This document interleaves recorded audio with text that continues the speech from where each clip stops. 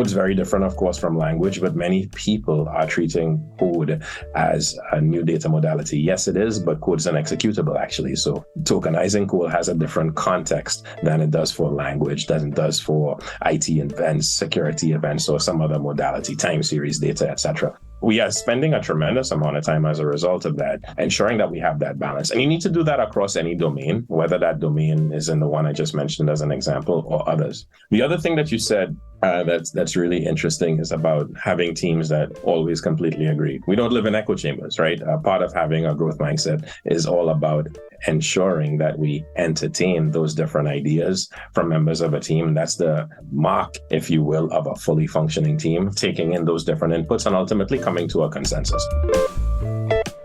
Welcome to Latinx in Power, a podcast hosted by Thaisa Fernandes. Your sales software shouldn't be a bummer. When you step inside your CRM, you should feel equipped to do your best work. And that's the magic of HubSpot Sales Hub. The new Sales Hub is designed to help you win with an intuitive prospecting workspace and AI-powered tools that reduce your workload. Closing deals is no big deal at all. Get AI-powered tools like ChatSpot that are tailor-made to help you automate steps across the sales pipeline, so teams can take back their time and spend it more on impactful tasks. Close more deals and get on track for your best Q1 yet. Learn about HubSpot Sales Hub at hubspot.com/sales.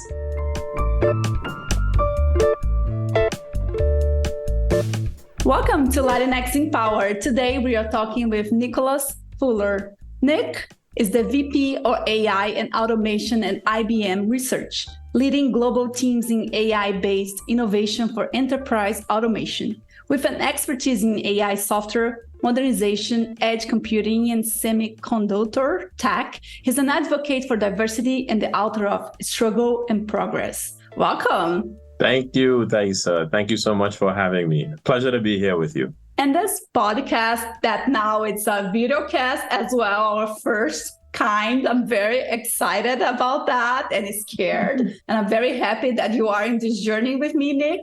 And we will discuss Nick's career journey, innovation with ethics, and leaving a tech and diversity legacy. He will also share advice for aspiring tech professionals, drawing from his book, Struggle and Progress, which highlights the transformative power of embracing challenging tech. Whoa, first things first, how do you feel connected with the Latin America culture? Yeah, it's a good question, right? And for me, there are 3 touch points. So again, just thank you for having me.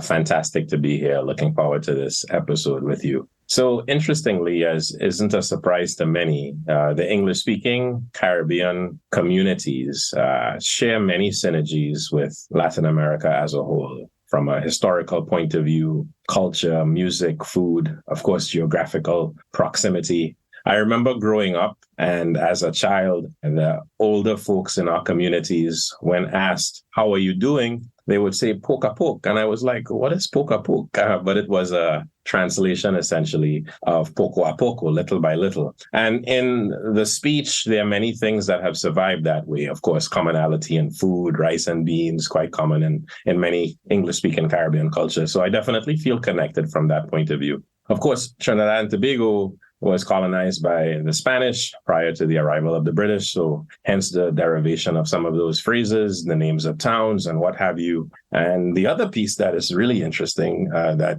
is not necessarily that typical in terms of where I hail from. My maternal grandmother actually was born in Venezuela, right? Tucupita, Venezuela. And I speak some Spanish after having done 7 years of Spanish in high school and in college here in the US. So my background, of course, Black with West African background, Indian background, Venezuelan background, and native Trinidadian background as well. So quite unique in terms of the makeup of Trinidad and Tobago and other countries as well in the region for that matter to some degree. So all of those touch points, right, from culture to proximity to my own history, give me those connections, so to speak, with the Latin American community.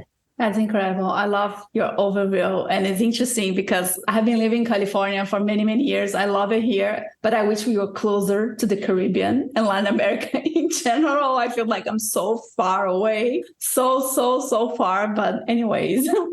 I know, yes. Are some distance away from Latin America as a whole, but then you get to bring that melting pot that's there too, right? In terms of South America, Central America, and live that experience that you're having there too. Yeah, absolutely. And your career journey has been quite remarkable. Can you share the story of how you got started in the tech industry and your path to becoming VP at IBM Research? Yeah, so 3 sort of defining phases, if you will. That first phase really coming out of high school and having an inclination, a love, so to speak, for science and technology led me to pursue a bachelor's degree in physics and math. Of course, these were the early days of computer science. So while having some interest in that, was very much and deeply technically oriented, right, in these specific domains. So I majored in those 2 at Morehouse College as part of my bachelor's degree from the period of 93 to 97. Then I went to Columbia University, New York, where I did my PhD in applied physics and was really intrigued. This was the era where companies were all aiming to shrink devices to get faster and faster processing, right? So as semiconductor companies focused on shrinking devices for a range of applications, I was naturally drawn to that, right? And spent the better part not only of my PhD at Columbia, but also once I joined IBM and was intrigued to join IBM because of the many things that IBM did at the time and continue to do, really majored in that space. But along the way, something interesting happened to me, right? As I was matriculating through the IBM experience post-PhD from Columbia, there was this huge growth in data, right? That we're all very familiar with today. There was the growth in cloud. There is the growth in cloud, the emergence of the early era of AI, from machine learning to deep learning and so on. And I, roughly 12 years ago or so, made that transition from semiconductor technology innovation for IBM systems, IBM microprocessors, into the area of data analytics and cloud. And, you know, I'm the type of individual, as challenges arise, as opportunities arise, I gravitate towards them. I'm a problem solver. I love tackling new domains. I love working with people. I'm very much people oriented, which ultimately led me into management. So, you know, we have these career trajectories. If you look at IBM Research as a whole, and IBM for that matter, is no different from many other technology providers, where you can progress around a purely technical track, and then you can progress along a technical business track, so to speak. And I opted for the latter, given the fact that I, A, enjoy working with people, and B, really gravitate to the emerging trends of the day. And so today I now lead this team. I have the privilege of working with this global team in the areas of AI and automation, which is all about taking large language models, generative AI, hot topic today in AI, as you and all of your viewers are quite aware, and infusing, applying those generative AI capabilities to IBM software portfolio, the blend of automation products that we produce. So for me, that's quite exciting. There's excitement every day in terms of the challenges that we face, in terms of the products that we're ultimately innovating on, and then seeing how customers are adopting those technologies and using them for their business to drive value. That's incredible. I love that. I love your overview. And I love that we have been talking a lot about AI in this episode from like a Latinx and a Caribbean lenses. So it's so inspiring. And I think personally, one of the things that I love the most about having this opportunity to talk with folks for the podcast is where we talk also about the challenges and also the insights. So I wanted to ask you, can you highlight some of the most significant challenges you encounter when leading innovation, and what strategies have you employed to address them? Yeah, so there's a lot, right? And in any technological domain, certainly Gen AI is no exception to that, be it new accelerators, be it cloud technologies, what have you. Whatever domain you look at, competition is very severe, very stiff, right? And the rate and pace of new technologies is really unprecedented if you look at the human history of introducing technology, going back to the earlier ages of the dawn of the industrial age and so on. That competitive rate and pace of new innovation, for me, is a challenge from the point of view of ensuring that I build, as a leader, strong and balanced teams, right, with a healthy work ethic. applying discipline, ensuring we have discipline both in the discovery process and execution. Many think of discipline as only applying to execution. It also applies to discovery. Yes, you leave room for discovery, you leave opportunities for discovery, but discovery, when time bound, actually creates some interesting scenarios as you go through discovery processes to think of new ways of doing things. Many examples fall into that category. The other interesting thing I would say in terms of challenges, all right, as you look at generative AI, Gen AI as a space, is internal alignment. I think obviously a lot has happened with the emergence of ChatGPT. Many companies, including ourselves, have released our own data and AI platform, watsonx. And what you see as you look at these domains is the need for incredible synergy and precision from an internal alignment point of view. I'm a huge fan of this book I'm sure you're familiar with, Patrick Lencioni's book on the 5 dysfunctions of a team, right? It emphasizes the need for clarity. And oftentimes that internal alignment tends to go awry, so to speak, when there's a lack of clarity, when there are challenging personalities and so on. So it really calls out for strong leadership. And it's something that we have really emphasized, doubled down on, tripled down on within IBM as a whole in this era. Last but not least, I'll highlight this other piece, the need for rapid in-market validation, right? As I shared with you at the beginning, as you shared in your introduction, I started my career with my PhD in physics, doing bachelor's, followed by that PhD, and joining IBM, innovating in microprocessors. That microprocessor innovation timeline, every 18 months or so, as you go back to Moore's law, is when you introduced a new transistor technology, and you then tested that into the market as you build product.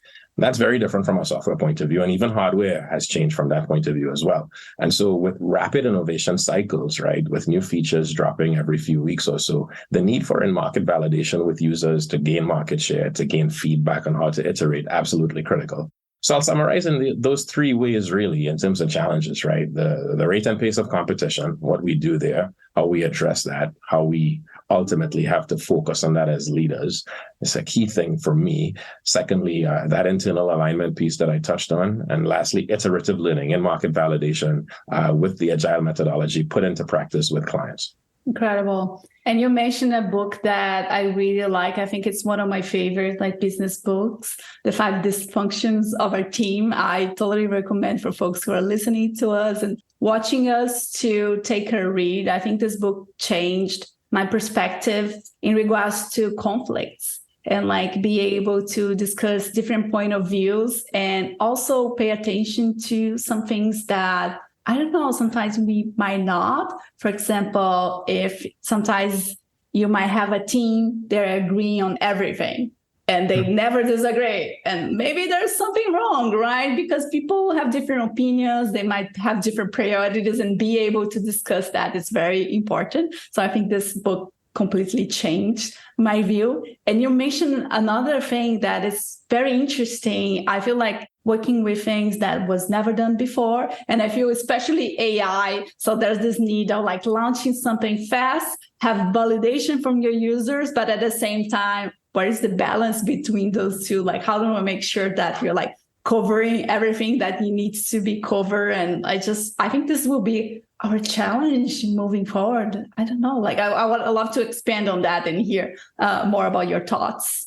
In fact, if you look at, we announced last week or so, new product family, Watson Code Assistant for various programming languages, right? For IBM platforms to modernize COBOL language on IBM mainframes into Java, right? Optimize for performance on IBM mainframe, right? As opposed to moving it off the mainframe onto the cloud where the performance degrades with that pure translation technology. We announced similarly Watson Code Assistant for Ansible, IT infrastructure, programming languages. And, in these various efforts that we pressed ahead on, we moved so quickly to get these out to market, right? One of the things that we have been examining as a team, as a company, is ultimately how to step back appropriately and develop that space for additional discovery. Code's very different, of course, from language, but many people are treating code as a new data modality. Yes, it is, but code's an executable, actually. So tokenizing code has a different context than it does for language, than it does for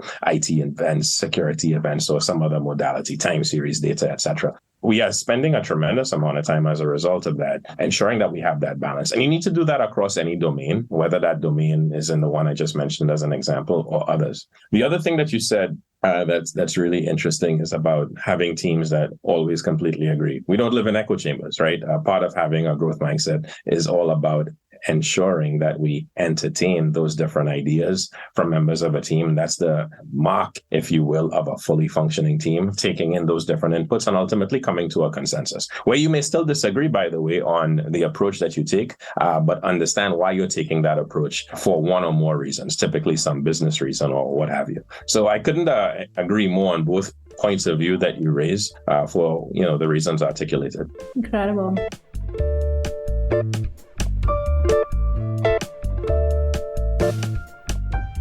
Many professionals aspire to leave a lasting legacy in their field.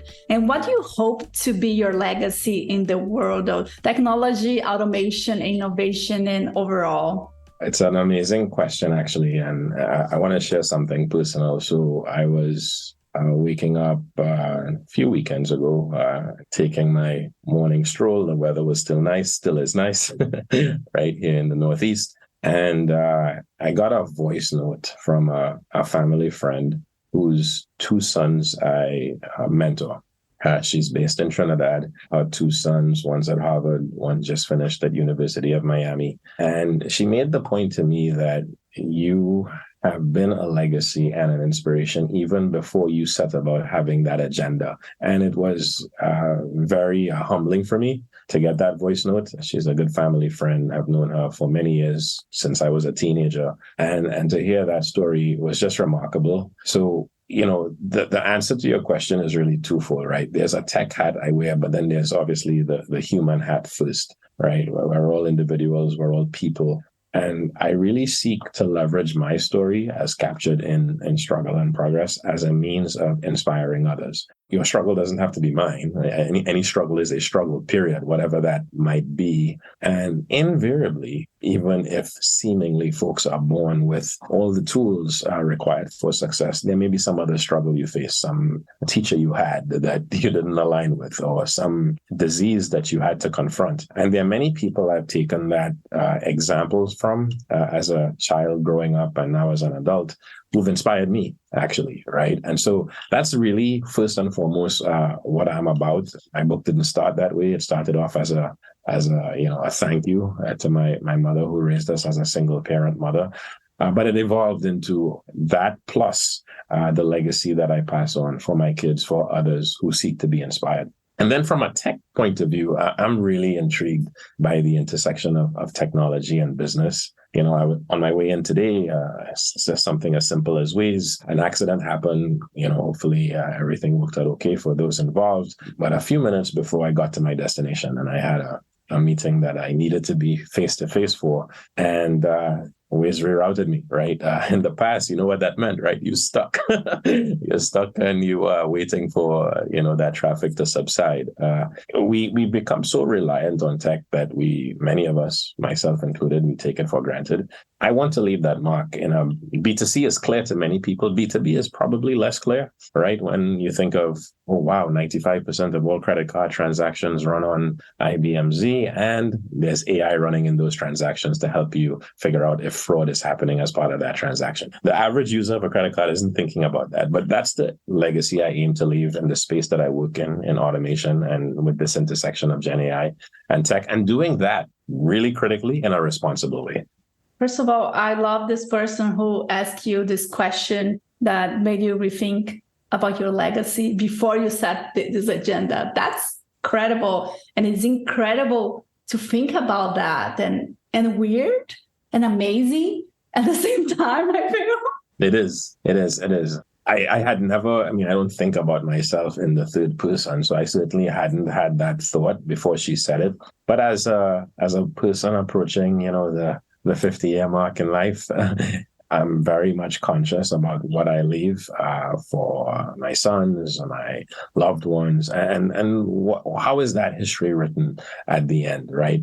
There should be a whole lot more than this individual went to good schools, etc. It really is about impacting future generations. My life philosophy is, how do we leave this planet that we've inherited in a better place than the one we were born into? And so I try to live my life that way. Incredible. I love that. I'll be thinking about that. I think this exercise, it's incredible because in some cases you might have not been aligned to your goals or even your values. So I think it's an opportunity to like, oh, okay, I'm going to this direction. Is this really the direction I want to go? Maybe I should pivot now. So having this conscious effort or thinking about it, that's very interesting. I never thought about that, actually. Yeah, 10 more seconds on that, Thaisa. I kid you not, right? I wouldn't say perseverate, but I certainly spend quite a bit of time reevaluating, am I doing what I want to do? And from the lens of how I view my life philosophy, and that's spending time with loved ones, that's helping loved ones, that's the legacy I aim to leave, et cetera, et cetera. And invariably, it brings you to forks. And then you make a decision based on those forks that are available to you. Incredible. And another very important topic that I wanted to discuss with you and get your thoughts. How do you balance the need for innovation and advancement in technology with concerns about ethical considerations and potential societal impacts?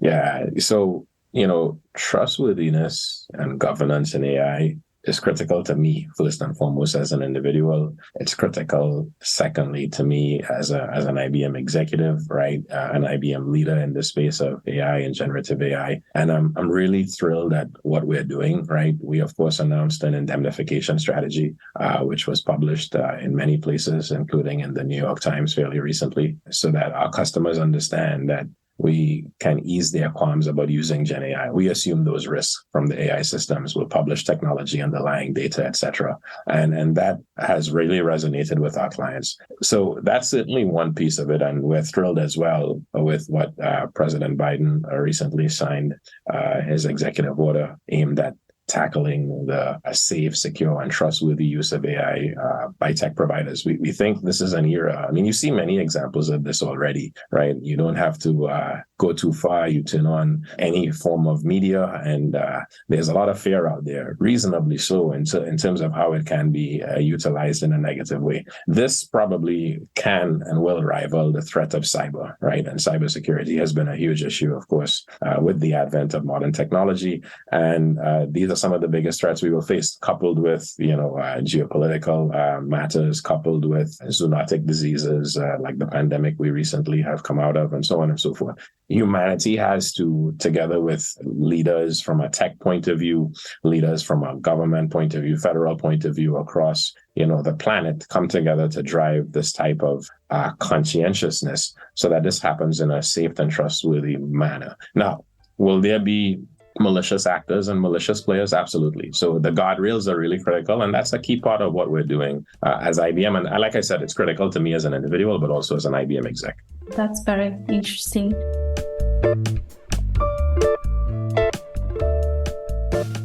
I Digress is hosted by Troy and is brought to you by the HubSpot Podcast Network, the audio destination for business professionals. With shows under 30 minutes, I Digress helps eliminate complexity, complications, and confusion in your business with frameworks and strategies to achieve scalable and sustainable success.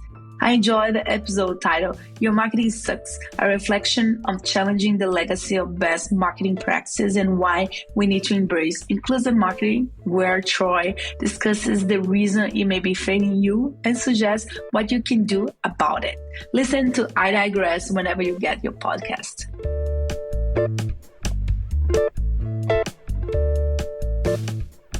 Another topic that I want to talk with you, I'd love for you to share more about your book, Struggle and Progress. And I would love for you to share, especially insights into how embracing struggle can lead to progress, especially in the tech industry. I think it's such an interesting thinking.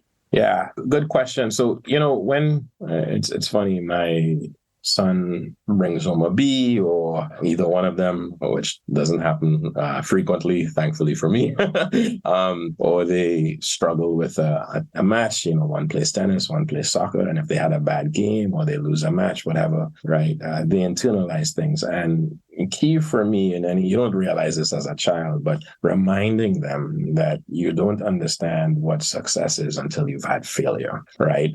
Failure absolutely helps you to determine not only the path, but coping skills, mechanisms, support networks, etc. And for me, that happened really very early, right?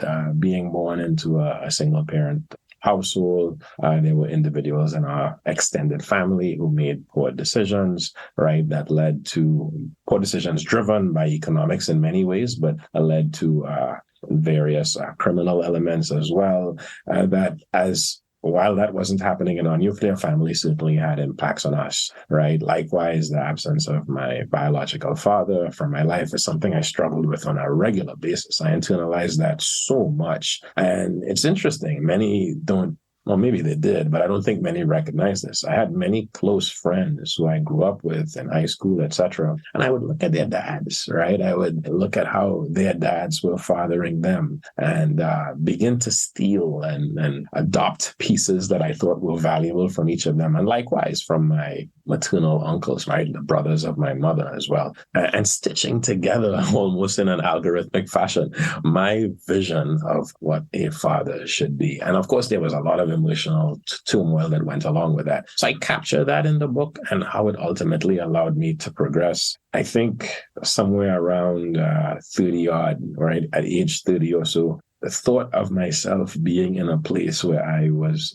quote unquote ready to be a father, right? And I remind my kids on a regular basis when I make mistakes, say, hey, Dad's a guy. I'll make mistakes. My job is to figure out those mistakes with you, to apologize when I do, and ultimately go forward. So there was a lot of coping skills that came into that. My wife, very helpful. My mother, very helpful throughout those entire journey. Friends were very helpful, very close friends, right? My college roommate, very close friends, all helped in that journey. And that's the other thing, right?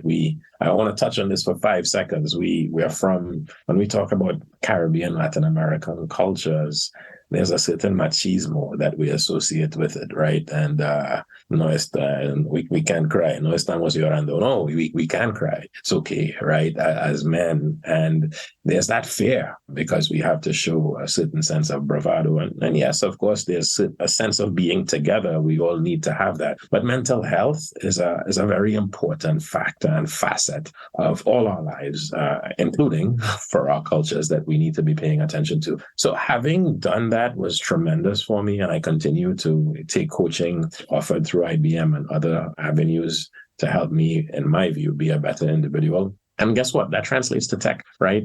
In tech, it's interesting because you can't be your whole self to whatever your career path is, whatever you do, if you as an individual yourself don't have that good mental pulse, which I just touched on, right? So that's point number one. But point number two, you're working in a broader community, right? We are typically not at parity, right, in that community. That's no surprise to any one of us, and much less so for that matter as you get to the executive levels. So that's a very important thing to me too, right? Ensuring that I drive programs that are focused on promotability, retention, recruitment of diverse communities. That's point number one. But point number two, we know of these subcurrents. We know of these microaggressions, status denial, things that happen that almost seem insignificant until you've lived it, right? These are very important things. Isolation, right? Because of our numbers. And so a good buddy of mine who's a professor in Texas has written on these things. He's a sociologist, and I've read quite a bit of his work. And from that, I've been able to glean, coping skills, coping mechanisms, and we have our network. So I advocate to anyone. You need not necessarily be part of our demographic. You can be part of any demographic facing any of these challenges, microaggressions, status denial, isolation, etc., and how to handle them, right? How to manage them, not to fly off the handle when they happen, for example, right? And coping skills and support networks. All of these things matter in helping you to progress.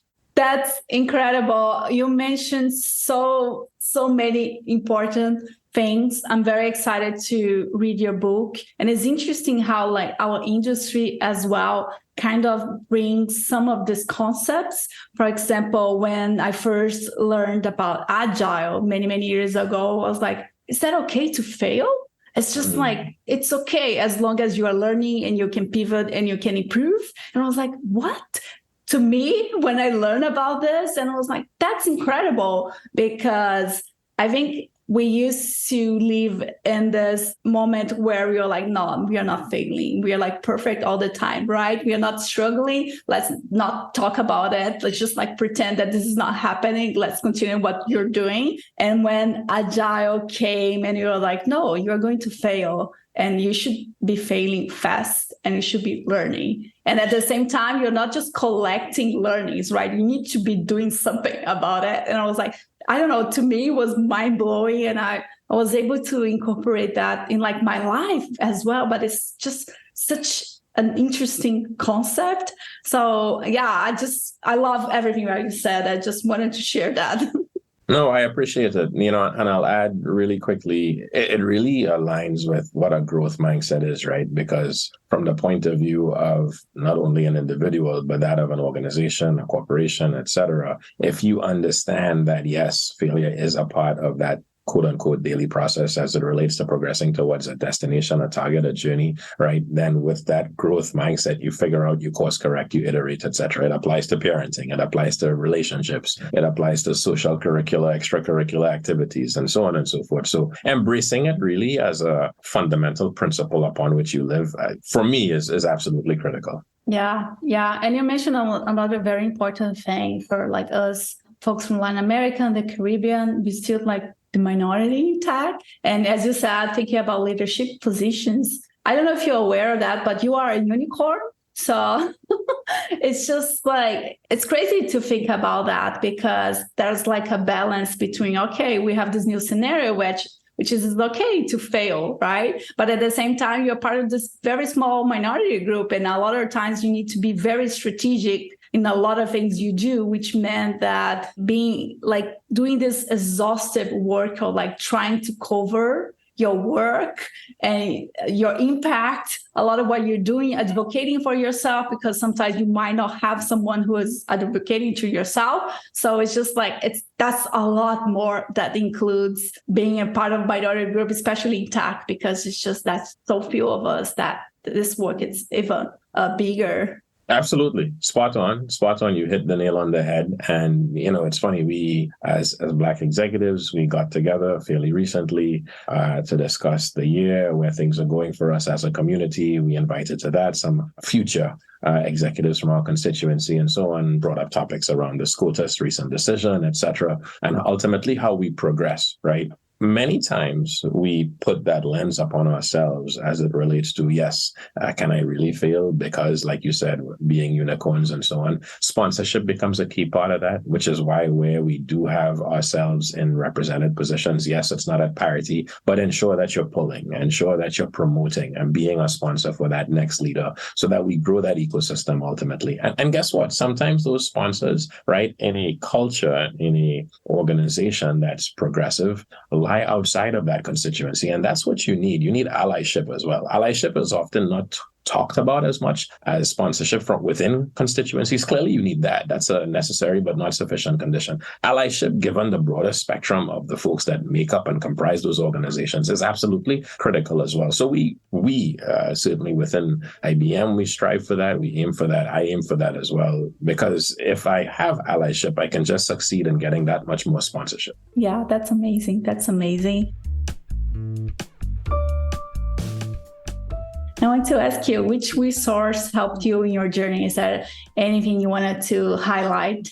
Yeah, so I went from an individual who watched a lot of movies, read quite a bit in college, to reading more technically when I went to grad school. And I'm somewhere a blend of the two now. I watch a lot of documentaries, right? And there are many things that I've pieced together. I want to touch on a few, right? A few that have been really helpful for me. Clearly, what I've written is a manifestation and a culmination, right? Struggle and progress of my own journey, right? Which has helped me as well. Going back and rereading it from time to time, which I do, it's just amazing to me how I internalize things and what it has done for me. So that's one. I want to touch on a few others, right? When it comes to things like basic human rights, nation building, I met Nelson Mandela at Columbia. He spoke to an audience of many of us, right? Students at Columbia when I was in graduate school. This must have been in 2001 or 2000, right? That period or so before I graduated. And it was inspirational to hear him speak. Of course, I enjoyed the movie made bearing his life, Long Walk to Freedom, and what he has done, what he did, and of course, the impact he's had on society, just tremendous for me as a life lesson, right, on how to be forgiving while still pursuing a greater goal. From a nation building point of view, he stands out. Eric Williams stands out, former Prime Minister of Trinidad and Tobago. His book, From Columbus to Castro, was pivotal for me.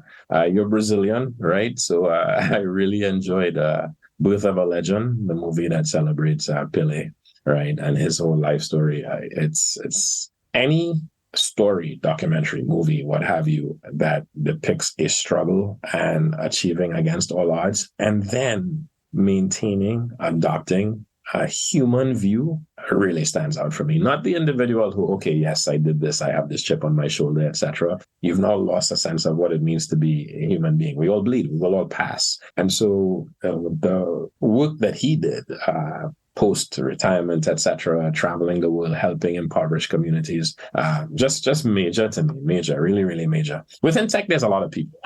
There's a lot of people. And I was trying to think about this when you shared this with me offline as well. A few stand out. I'll give you a couple, and it doesn't mean that others aren't significant, but there's so many that stand out, right? Given my interest span all of technology and science. But the story of Vivian Thomas, right, who played a significant role in open heart surgery, didn't have an MD and transformed an area as a Black man in the US years ago, decades ago, just absolutely amazing, right? I remember seeing that movie on a flight. I was like, wow, I didn't know of this guy. This is an incredible story. And the other one I'll cite, when I was doing when I was in high school, actually, I remember doing calculus, Euler's method and so on, and then reading his life story. This guy went blind, and his last 17 years of his life, after going blind, was more prolific than before he was blind. And when you think of that struggle and the progress he was able to make, just miraculous. So, for me, I gravitate to these types of stories, right? Sort of quote unquote rags to riches. And I'm using rags to riches as a metaphor here, not in terms of finance. Just really fascinating to me, the human spirit, what the human spirit can achieve when seemingly against all odds in terms of obstacles placed in their way. Incredible. I love your recommendations. I'm loving this conversation. I wanted to leave the last minutes for you to share anything you want to share, and also where people can find you. Yeah. So first and foremost, I want to thank you, right, for being an advocate for the Latinx community and the broader community who tunes into your podcast, right? I want to commend you on opening this up, right, to Audio Plus, all right? Well done to you. I'm really thrilled to have met you and keep doing what you're doing. It's really awesome. And we need more voices like this that are out there that share and spread the good word and ultimately just help to uplift and connect people. So that's point number one. I want to commend you on that. Anyone can find me on LinkedIn, right? Really easy. You can also find me on Twitter. I'm a more avid LinkedIn user, right? So I'm easily sourced through LinkedIn. And yeah, from my perspective, closing words, I personally would be happy as we continue to grow and address the challenges the planet faces. I touched on them before. There are tech challenges, cyber, Gen AI, while very promising, has its challenges as well. We touched on that before. But then the other challenges, right, where leaders are needed who span not only expertise in tech, but expertise in bringing folks together to solve the problems that are in front of us. Absolutely pivotal to ensuring that we make this place and leave this place in a better way than the way we met it. Incredible. I feel we need a part 2 of this conversation already. Awesome. Sign me up. I'm game for sure. Thank you so much. That's it for today, everyone. Thank you so much for your time. I would love to hear your thoughts about the podcast and the episodes. Please message us with any insight, any feedback you might have, and also guest suggestions, message us in your favorite social media platform. We are in all social platforms. And if you want to write us in a review, we will love that. Feel free to write us in a review on Apple Podcasts, Audible, Amazon, or any other streaming that you like. Thank you.